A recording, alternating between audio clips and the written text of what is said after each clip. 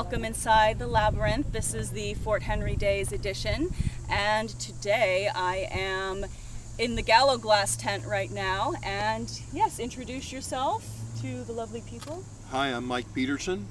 I live here in Wheeling, West Virginia. I've started Gallowglass with Patrick in the year 2000, and we've been playing ever since. Nice, nice. And who would you say is your earliest influence in the Celtic music genre?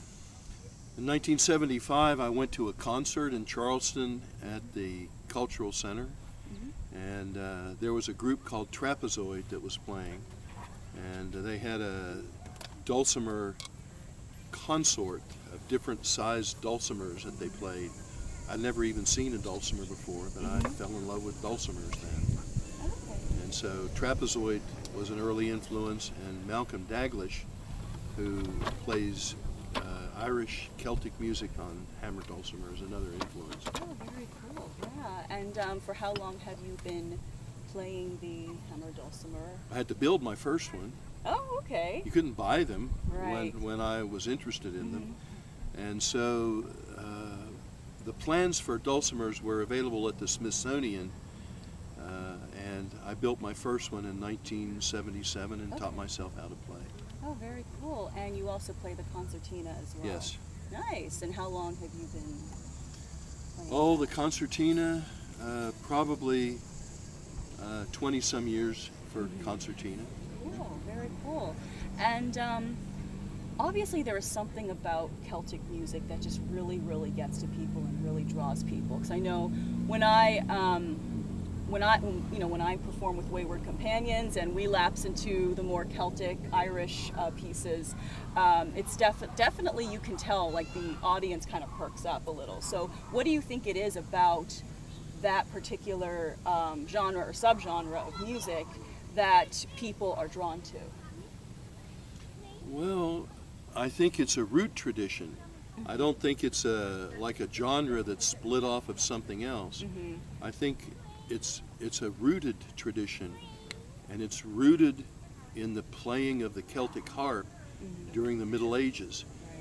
A lot of Celtic music can be played or reduced to a version that can be played on the harp. And if you hear some modern Irish bands and they're playing something electronic and it cannot be reduced to harp music, then it's not Celtic music. Right. So the harp is the foundation. It is probably before medieval tradition, going back through the Druids and prehistory. Yeah. So that's why I think it speaks to something deep, deep inside. Yes, yeah, definitely. And with Gallowglass, what sort of material do you mainly focus on? Because I know you guys do a lot of drinking songs. We were doing some of those last night. Patrick and Dee are our vocalists, and they're the ones that concentrate on the drinking songs. Nice. We concentrate on drinking while they're singing their drinking songs. Well, there you go. The rest of the band is just busting up laughing at that now. So, very cool. And what would you say is your favorite Celtic or Irish piece, and why? Well, I like O'Carolan's music. Okay. Again, O'Carolan is the greatest of the harpers, and when he was alive, he was ridiculed by other harp players or harpists because he couldn't play as fast as they played. He wasn't as fancy or flashy. Right. And he told them that he would long be remembered after their names were dead and gone, and that's certainly true. Right.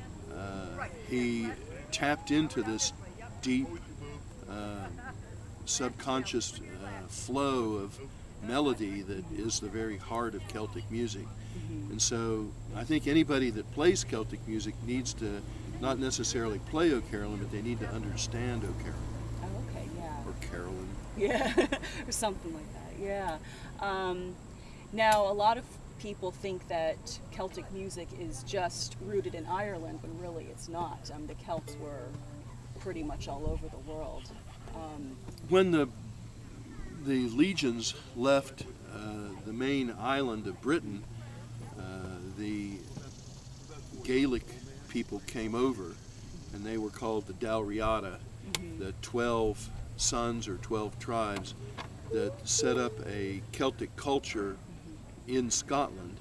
And there were wars with the Picts that eventually the Celts won, and the first acknowledged king of Scotland, Malcolm Canmore, was a Celt. And I think it wasn't just that they were more warlike than the Picts, but they brought a higher level of culture to the Pictish society that won them over. That's just supposition on my part. Yeah. Yeah, and what would you say is the biggest misconception that people have of Celtic or Irish history, or just history in general? The biggest problem is approaching it from a provincial perspective. And back in the 50s, after America had won the Second World War, we thought we were the greatest, and it encouraged provincialism all through the land.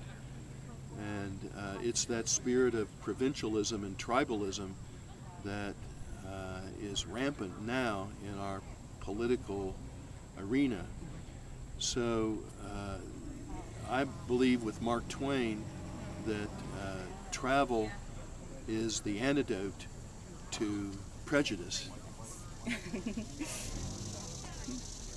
So Americans don't travel enough or understand other cultural perspectives, and that's a huge problem now politically, but it has been socially now for 2 generations. Right. Stand Yeah, in the shade. definitely.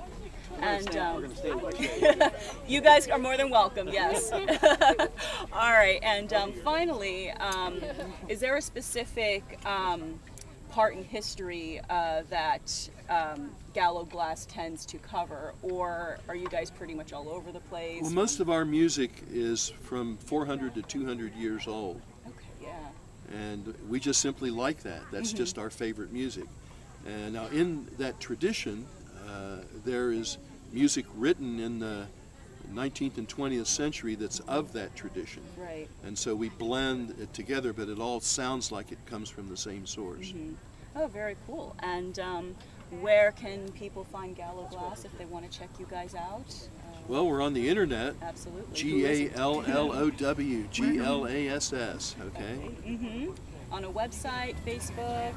You're going to have to ask them about that. Okay, are you guys on Facebook? There's a Facebook set, yeah. Awesome. Yes. Yes. I think I'm on your Facebook. I'm not on Facebook. Oh, okay. I don't intend to be. I'm too old for that. Okay. And do you guys have like a website, gallowglass.com, or Facebook? No, we don't have a website. Okay. All right. So yes, check them out on Facebook. Well, thank you very much. It was very awesome talking with you. Definitely very, very fascinating. And hope you all enjoy the rest of Fort Henry days. Okay. And yes, and thank you very much. And we'll be back with a new victim. Have a lovely day.